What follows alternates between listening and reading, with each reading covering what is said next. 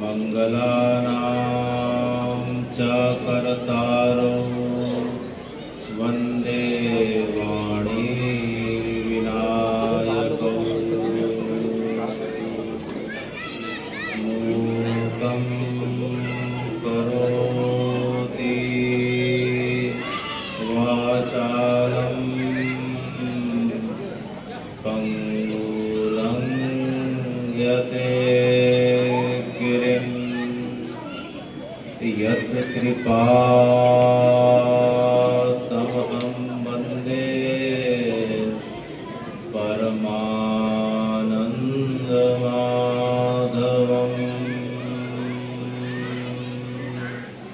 राम रामेति रामेति रमे रामे मनोरमे सहस्रनाम तत्तुल्यं श्रीराम नामं वरानने। बंशी विभूषितकरा नवनीत डाबा पीताम्बरार्वभिं फलाधरोष्ठा पूर्णेन्दु सुन्दरमुखारविन्दनेत्रा कृष्णा परं किमपि तत्त्वम् अहं न जाने। कृष्णा परं किमपि तत्त्वम् अहं न जाने। भगवान् पिता रात्रि भगवान् पिता रात्रि शरदेन्दुफुल्लमल्लिका विक्षरन्तुं मनश्चक्रे विक्षरन्तुं मनश्चक्रे योगमायामुपाश्रिता योगमायामुपाश्रिता भगवान् पिता रात्रि। हे भगवान, आज के इस शुभ मकर संक्रांति के पावन अवसर पर, जबकि आज ही के दिन जब सूर्य 12 राशियों में से आज मकर राशि में प्रवेश कर चुके हैं, और आज ही के दिन हे भगवान, जो इस सनातन के इतिहास की दो बड़ी अद्भुत घटनाएं हुई हैं कि जब सतयुग के समय जब राजा सगर के 60,000 पुत्रों को कपिल मुनि के श्राप के वश मूर्छित अवस्था पे जाना पड़ जाता है, और उन्हें यह श्राप के बदले यह पुनः वरदान मिलता है कि अगर गंगा जी अगर उनके पुत्रों को स्पर्श कर देंगी तो उनके पुत्र पुनः जीवित हो जाएंगे। तो सगर की परंपरा में इस प्रकार से दिलीप हुए। फिर आखिरी में जो भागीरथी होते हैं, भागीरथी अपनी तपस्या से गंगा जी को नीचे लाते हैं, और गंगा जी स्वर्ग से जब पृथ्वी पर उतरती हैं तो 2800 किलोमीटर की यात्रा तय करते करते गंगोत्री से गंगा जी यात्रा तय करते करते हे भगवान, आज ही के दिन कलकत्ता से 70 किलोमीटर आगे की जो जगह है जिसे हम गंगा सागर कहते हैं, तो गंगा जी अपनी कलकल ध्वनि से इस प्रकार से प्रचंड वेग से बहते बहते आज ही के दिन कपिल मुनि के आश्रम से राजा सगर के 60,000 पुत्रों को स्पर्श करते हुए और उन्हें जीवन दान देते हुए हे भगवान अपने पिता अर्थात सागर में इस प्रकार से उनके गोद में समा जाती हैं, जिसे हम वर्तमान में गंगा सागर कहते हैं। और पूरे विश्व की सबसे प्रसिद्ध मकर संक्रांति है जो गंगा सागर में मनाई और देखी जाती है। तो हे भगवान, आज का दिन मकर संक्रांति का दिन बड़ा पावन दिन है, और आज ही के दिन हम जो है कथा में सुनते हैं कि द्वापर में भीष्म पितामह बाणों की सैया में लेटे लेटे जब उन्हें आज के दिन का जब इंतजार था, जब सूर्य दक्षिणायन से उत्तरायण में पहुंचते हैं, तो हे भगवान भीष्म पितामह जो है कृष्ण को अपने सामने देखते हुए और विश्व प्रसिद्ध स्तुति गाते हुए, जिसे हम संसार में भीष्म स्तुति के नाम से जाने जाते हैं, उनका श्रवण और इस प्रकार से स्तवन करते हुए और भगवान का दर्शन करते हुए अपने प्राणों की ज्योति को भगवान के हृदय में इस प्रकार से मिला देते हैं। तो वह दिन आज ही का दिन था। तो इस प्रकार से यह मकर संक्रांति का दिन जो है बड़ा अद्भुत दिन है। और इस समय जो हम कथा बड़गांव में इस प्रांगण पे जो सुन रहे हैं, तो हे भगवान यह कथा क्या, हे राम जी कथा किसे कहते हैं? तो वेद व्यास जी ने कहा कि भगवान के गुणों की चर्चा, भगवान के दिव्य लीलाओं का विस्तार और भगवान के जो है अनेकों अनेक कल्पों में, अनेकों अनेक रूपों में उनकी जो अवतार हुए हैं, उन अवतारों के बारे में सुनना, चर्चा करना और उसका विस्तार करना ही कथा कहलाता है। बाकी तो सिर्फ व्यथा ही व्यथा है। तो हे वेद व्यास जी, हमने तो सुना था कि आपने 18 पुराणों की रचना करी है, आप राम जी के बारे में हमें कब से बताने लग गए? तो वेद व्यास जी ने कहा कि मुझे राम जी के बाद जो है, राम जी के बारे में जानने और पढ़ने के बाद ही 18 पुराणों की रचना करने की इच्छा जागृत हुई और प्रेरणा मिली। अच्छा, तो हे वेद व्यास जी, तो आपने ऐसा कौन सा ग्रंथ पढ़ डाला कि जो है आपको राम जी के बारे में पता चला और जिसके पश्चात आपने जो है 18 पुराणों की रचना करी? तो वेद व्यास जी ने सबसे पहले जो है, जो आदि काव्य है, इस जगत का, इस संसार का जो आदि काव्य कहा जाता है, जो श्री वाल्मीकि रामायण के नाम से जगत में प्रसिद्ध है, सबसे पहले वेद व्यास जी ने उनका अध्ययन किया और उनके अध्ययन के पश्चात उन्हें राम जी के चरणों में इस प्रकार से प्रीति हो गई कि उन्होंने राम जी के बारे में वर्णन किया। श्री रामं शरणं समस्त जगतां, रामं विना का गति, रामेण प्रतिहन्यते कलिमलं, रामाय कार्यं नमः। रामात्रस्यति काल भीम भुजगौ, रामस्य सर्वं वसे, रामे भक्ति अखंडिता भवतु मे, भो राम त्वमय्याश्रया। इसमें व्याकरण की 7 भक्तियों का प्रयोग किया गया है।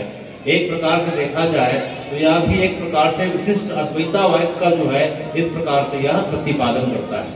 तो वेद व्यास जी इसमें कहते हैं कि श्री रामम शरणम समस्त जगताम, कि हे राम जी आप पूरे समस्त जगत के रक्षक हैं। चाहे अंडज हो, चाहे पिंडज हो, चाहे श्वेतज हो, चाहे स्त्री हो, चाहे पुरुष हो, चाहे पेड़ हो, चाहे पौधे हो, चाहे पशु पक्षी हो, चाहे नदियां हो, चाहे पर्वत हो, चाहे पहाड़ हो, जगत के समस्त जो है सभी के आश्रय और रक्षक आप ही हैं। तो किसी ने कहा नहीं नहीं, जगत में रक्षक राम जी नहीं हो सकते। अच्छा, मेरे रक्षक तो पिता हैं। अच्छा, अगर पिता रक्षक होते तो एक पिता तो हिरण्यकश्यप भी थे, जिन्होंने जो है अपने पुत्र प्रहलाद के लिए, अच्छा पिता नहीं तो जो है रक्षक माता होंगी, तो माता, एक माता तो कुंती भी थी, जिन्होंने अपने नवजात शिशु कर्ण को इस प्रकार से नदी में प्रवाहित कर दिया। नहीं नहीं, रक्षक तो मेरा भाई हो सकता है। अरे भैया, एक भाई तो रावण भी था, जिन्होंने अपने भैया जो है कुंभकर्ण के साथ, अच्छा तो रक्षक जो है मेरे पिता इस प्रकार से मेरे पुत्र होंगे। तो जो है एक पुत्र तो कंस भी थे, जिन्होंने अपने पिता को कारागार में डाला। अच्छा, अगर ये सब नहीं तो मेरे रक्षक तो देवता हो सकते हैं, इंद्र देवता, वायु देवता, अग्नि देवता, वरुण देवता, इस प्रकार से। तो अरे भैया, जब देवताओं के ऊपर जो है रावण का और विभिन्न युगों में इस प्रकार से दानवों का इस प्रकार से प्रकोप बढ़ता है, तो देवता भी जो है डर के मारे और उसे मार के डर के कारण जो है गुफाओं में, कंदराओं में छिप के आश्रय लेके इस प्रकार से आपको याद करने लग जाते हैं। देवन तके मेरुगिरी को, अर्थात देवता भी भय के मारे हे भगवान आपको बार बार याद करने लग जाते हैं। नहीं, मेरे रक्षक तो ब्रह्मा जी हो सकते हैं। तो ब्रह्मा जी के बनाए चारों वेदों को और पृथ्वी को जब जो है ऋणाक्ष नाम के जो है इस प्रकार से व्यक्ति ने जब हरण करके जब उन्हें बाहर ले गए, तो ब्रह्मा जी दुख के कारण रोने लग जाते हैं। तब हे राम जी आपका वराह अवतार होता है और आप ब्रह्मा जी के दुख को दूर करते हैं। तो हे भगवान, कुल मिला के आखिरी में देखा जाए तो श्री रामम शरणम समस्त जगताम, रामम बिना का गति, सदगति तो राम जी के चरणों में और राम जी की कथा में और उनके बताए मार्गों में चलने में ही ये कहा जाता है, क्योंकि उसके अलावा कहीं भी देखा जाए तो केवल दुर्गति ही दुर्गति है। रामेण प्रतिहन्यते कलिमलम रामाय कार्यम नमाम। हे राम जी, अगर कोई आपके चरणों का आश्रय ग्रहण कर लेता है तो आप जो है उस व्यक्ति विशेष के कली काल के पढ़ने वाले जितने भी विकार हैं, जितने भी मल हैं, जिसे कलिमल कहा जाता है, उसे आप जो है तत्काल दूर कर देते हैं। कैसे? जिस प्रकार से जो गैया है अपने नवजात शिशु को जो इस प्रकार से गोबर के मल से इस प्रकार से लिपटा हुआ रहता है, तो गैया अपने बछड़े के मल को अपने जीभ से चाट चाट के दूर कर देती है।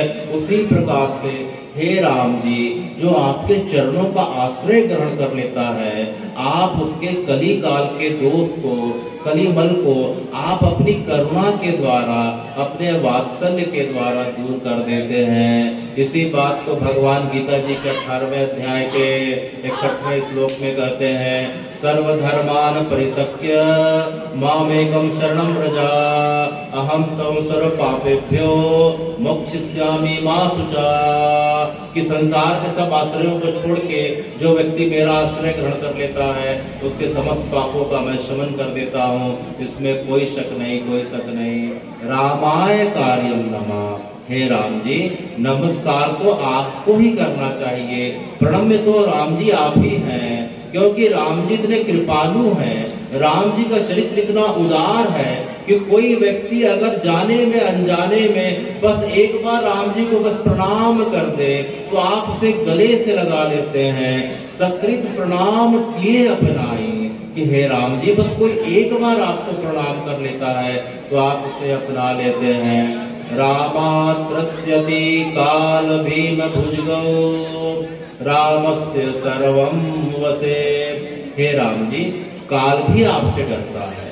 अच्छा, यह तो बड़ी अजीब बात हो रही है। कालों के काल तो महाकाल हैं, तो आप यहाँ वेद व्यास जी आप किस प्रकार की बातें कर रहे हैं कि काल भी राम जी से डरता है?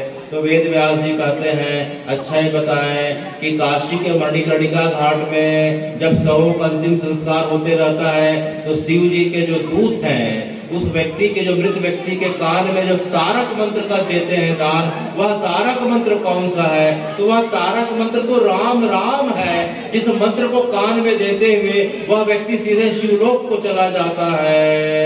तो हे भगवान, जिस तारक मंत्र के प्रभाव से शंकर जी भी जीव को अभयदान प्रदान कर रहे हैं, इसीलिए जो है रामात्रस्यति काल भीम भुजगौ रामस्य सर्वं वसे।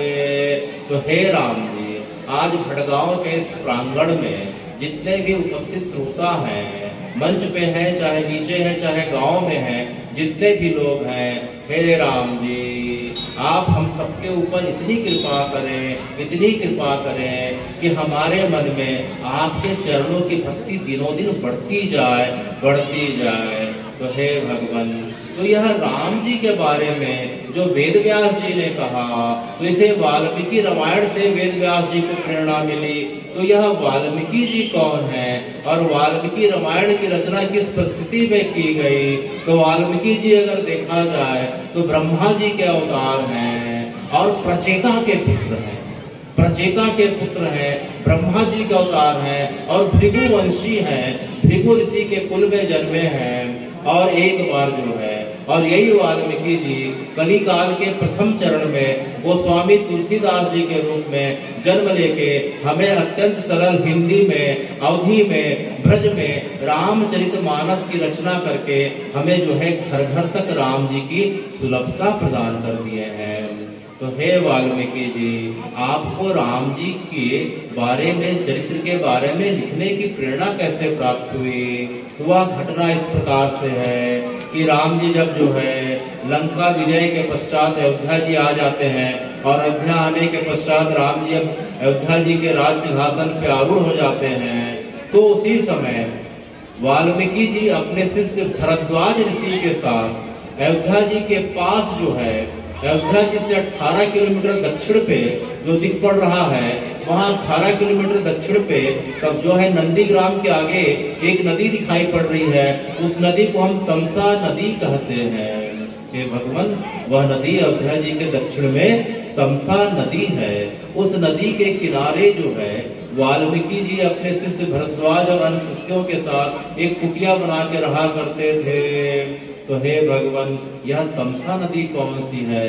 यह तमसा नदी वही है कि दशरथ जी एक बार शिकार के लिए गए थे तो उनके तीर से घायल होके श्रवण कुमार जिस जगह पे गति को, जिस सदगति को प्राप्त हुए थे, ये वही जगह है जिस जगह पे वाल्मीकि जी रह रहे हैं। और इसी जगह पे राम जी वनवास की यात्रा के समय अपनी प्रथम रात्रि जानकी और लखनलाल जी के साथ इसी नदी के किनारे बिताए थे।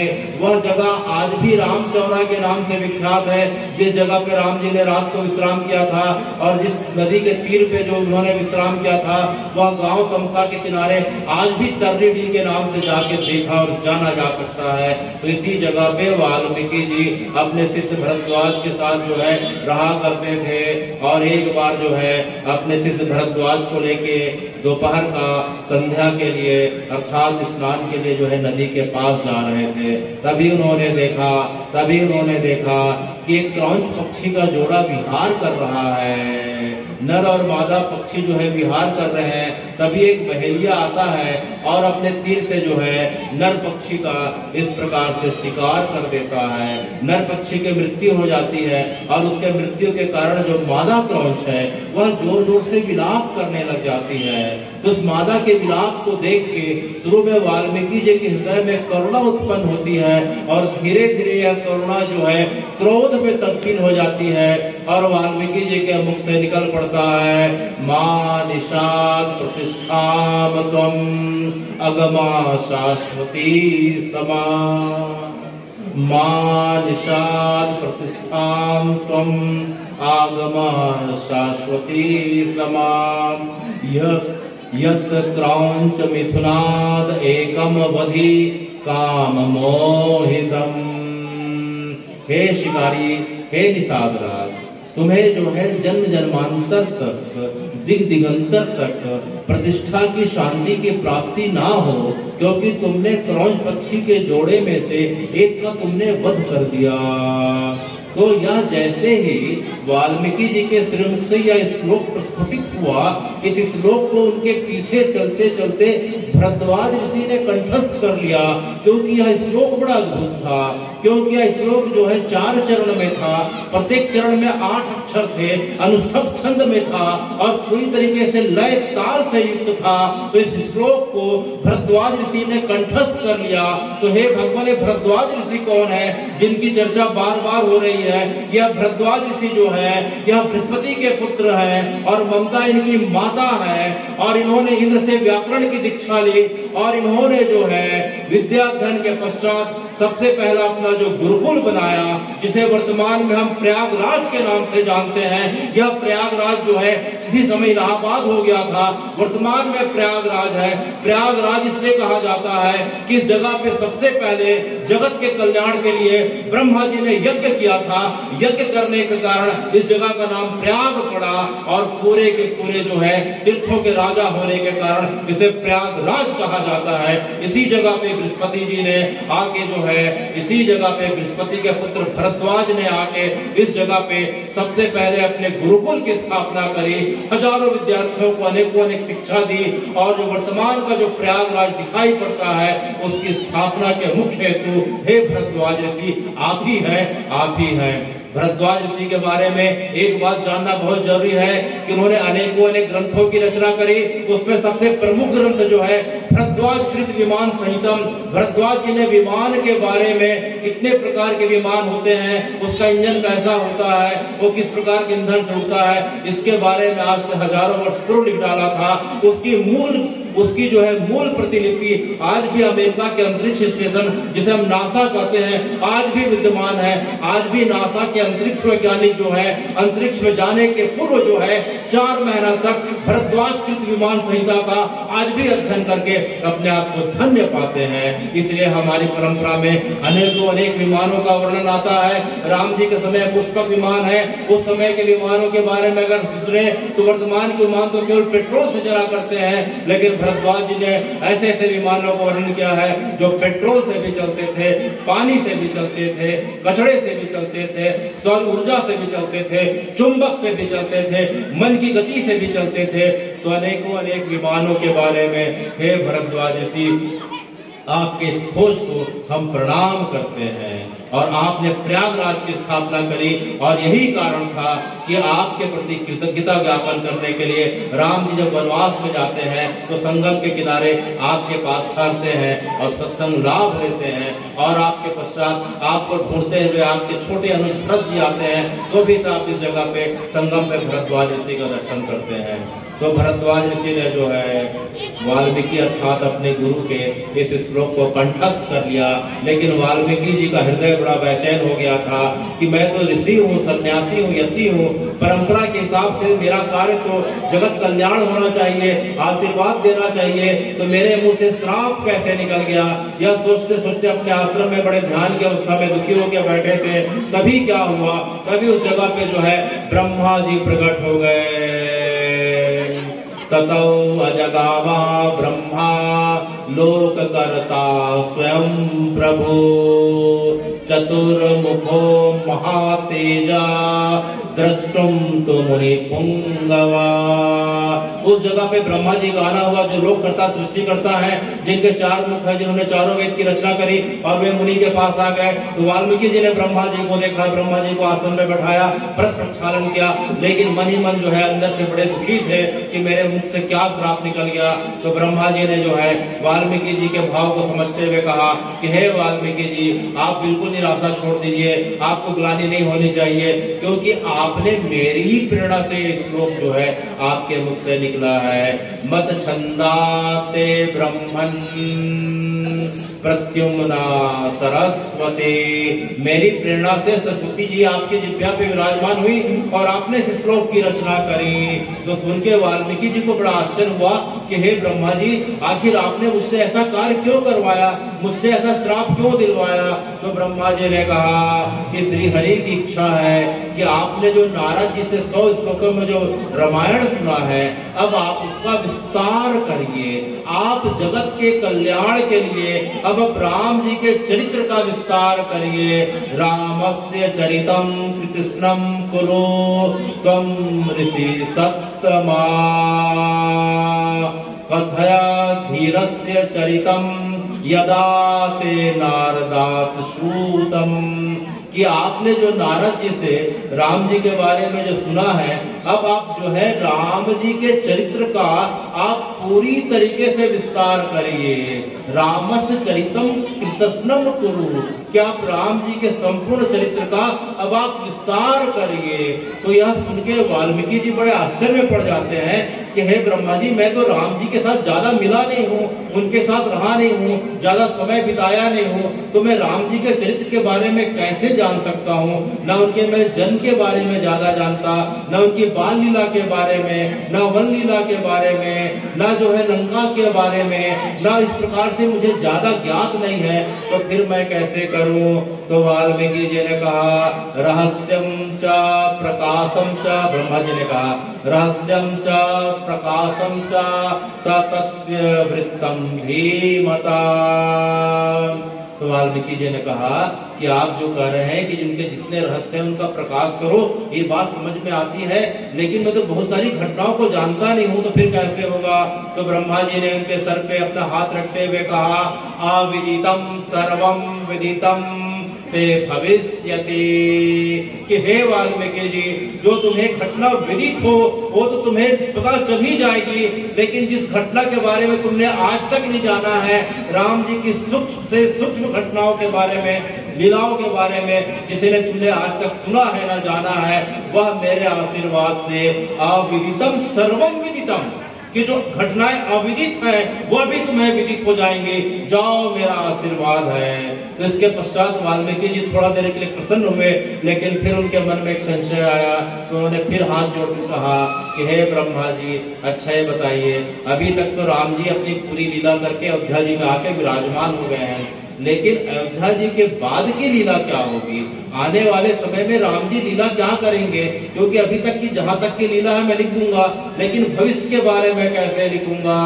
तो जो है वाल्मीकि जी को ब्रह्मा जी ने कहा कि हे वाल्मीकि जी, आप जो घटनाओं के बारे में जो लिख देंगे उसे राम जी को करना पड़ेगा, इसमें कोई शक नहीं है, कोई शक नहीं है। वह किस प्रकार से? नाते वाग नृतम काव्यम भविष्यति, कि तुमने जो काव्य के रूप में जिस रचना का एक बार लेखन कर दिया वाल्मीकि, वह तुम्हारी लेखनी कभी अनावृत अर्थात कभी असत्य नहीं होगी, असत्य नहीं होगी। इसीलिए गुरु राम कथा पुण्यम इस लोक बद्धाम मनोरमाम, इसीलिए अब तुम बड़े निश्चिंत होके, निर्भय होके अब राम कथा का लेखन कार्य करो। और जाते जाते ब्रह्मा जी ने वाल्मीकि जी को एक और आशीर्वाद दिया, यावत् स्थास्यन्ति गिरियश्च सरिता महितले, कि हे वाल्मीकि जी, जब तक इस धरती पे, जब तक सूर्य चांद रहेंगे, जब तक पर्वत नदियां रहेंगी, तावद राम कथा लोकेषु प्रचार्यस्यति, तब तक राम कथा जो है जन जन के हृदय में विराजमान रहेगी, लोगों की जुबान पे आते रहेंगी, सब जगह उसका गान होता रहेगा, श्रवण होता रहेगा। जिस प्रकार से हम जो है राम जी की कथा को भटगांव के पवित्र प्रांगण पे हम बैठ के सुन रहे हैं। तो हे राम जी, इस प्रकार से वाल्मीकि जी ने ब्रह्मा जी का आशीर्वाद पाके राम जी की कथा का विस्तार करना प्रारंभ किया, और देखते देखते 24,000 श्लोकों में राम जी की कथा पूरी हुई। वह कथा जो है यह संसार की पहली आदि काव्य कही जाती है। वह 24,000 श्लोकों की जो कथा है वह रामायण के नाम से यह संसार की सबसे सर्वप्रथम कथा है, जिसे श्री वाल्मीकि जी ने लिखा। तो हे वाल्मीकि जी, आपने 24,000 श्लोकों में राम जी की कथा लिखी। तो अक्सर कहीं जाना होता है तो प्रश्न यह उठता है, कई बार लोग पूछते हैं कि वर्तमान में राम जी की कथा क्या भारत में है? राम जी की कथा के बारे में बहुत सारी भ्रांति है। तो राम जी की कथा सिर्फ भारत में नहीं अपितु विश्व के कोने कोने में है। तो किस प्रकार से है? भारत के अनेक राज्यों में अगर हम जाएं तो अगर हम जो है अगर जाके देखें तो तमिल में राम कथा कंब रामायण के रूप में है, तेलुगु में रघुनाथ चरित के रूप में है, कन्नड़ में कुमुदेदु रामायण है, तमिल में रामचरित है, उड़िया में रुईपात कोईनाथ के रूप में है, सिक्खी परंपरा में श्री गोविंद सिंह ने गोविंद रामायण की रचना करी है। इस प्रकार रामायण के अगर भारत के बाहर अगर हम जाके देखते हैं तो हे भगवान, थाईलैंड नाम की जगह जो है प्राचीन समय में उसका नाम श्याम देश था, और श्याम देश की राजधानी अवध्या हुआ करती थी। आज भी वहां के राजा अपने नाम के आगे चक्री द नाइन लिखाते हैं। इसके पहले जो राजा थे अतुल्य भौम राज्य चक्री द नाइन, वो अपने आप को कुश का वंशज मानते हैं और राम की परंपरा का मानते हैं। आज भी जिस जगह पे रहते हैं उसे अवध्या कहते हैं। और जो है बैंकॉक की जो सबसे बड़ी जो है कम्युनिटी हॉल है उसका नाम भी अयोध्या है। बैंकॉक का जो राष्ट्रीय ग्रंथ है थाईलैंड का वह भी रामायण है। वह रामायण जो है रामायण के नाम से जानी जाती है। उसके बाद अगर हम इंडोनेशिया जाएं तो इंडोनेशिया में जो है राम जी की जो रामायण अनेकों अनेक नाम से प्रचलित है।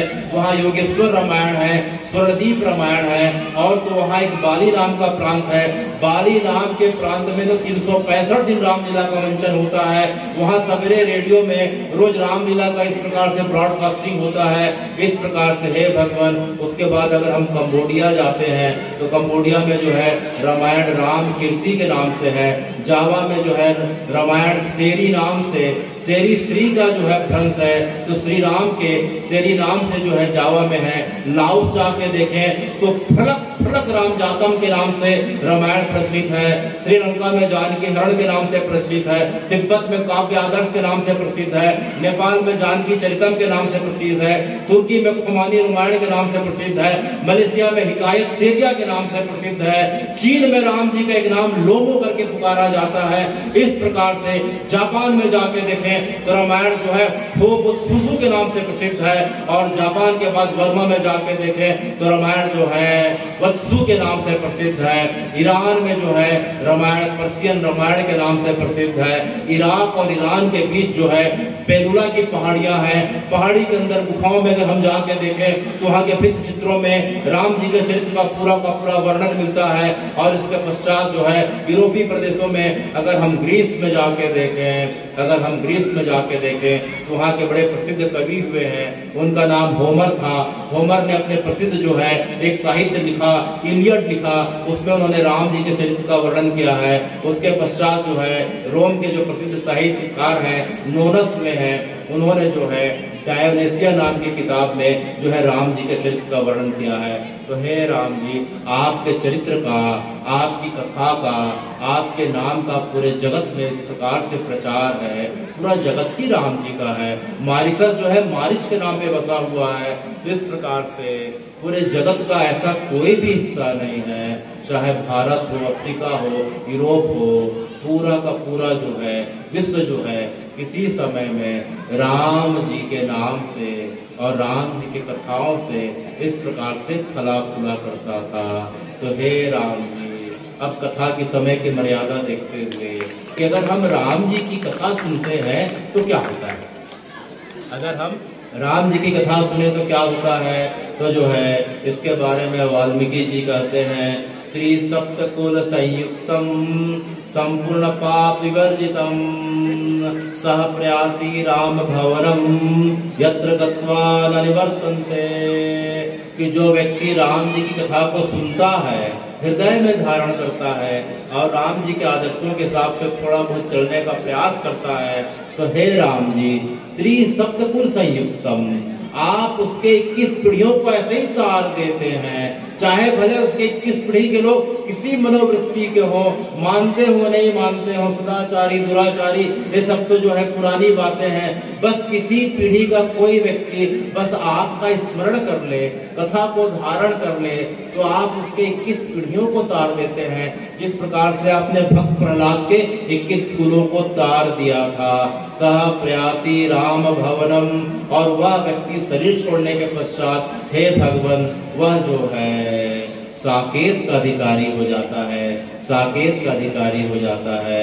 इसी कारण से इस भटगांव के प्रांगण में जो राम जी की कथा हम इतने विगत कल से सुन रहे हैं, जो कल तक पूरी होगी, तो 3 दिनों की कथा, तो राम जी कहते हैं त्रिसप्तकुल संयुक्तम, तो 3 दिन सुनने का फल यह आप सबको मिलने वाला है कि हम सबकी 21 पीढ़ियां तर जाएंगी और साक्षात जो है हमें जो है साकेत का लाभ मिलने वाला है। इसलिए भटगांव की इस कथा का सबको लाभ लेना चाहिए। संसार के सब कार्य तो होते रहते हैं, लेकिन इसके लिए जरूर समय निकाल के हमें यहाँ श्रवण करना चाहिए। और इसी भावना के साथ कि आने वाले समय में आपके साथ पुनः राम जी की कथा श्रवण करने का आपके साथ लाभ मिलेगा, मैं अपनी वाणी को विराम देता हूँ। और अंत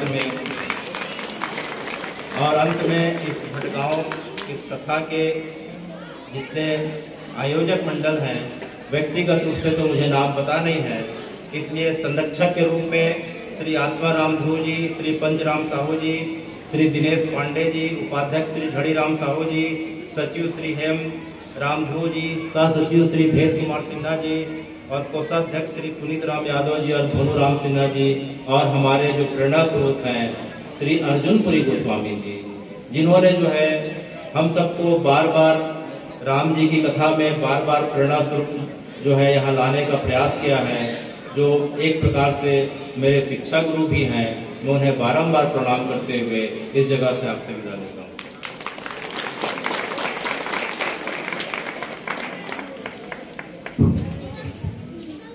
पूरा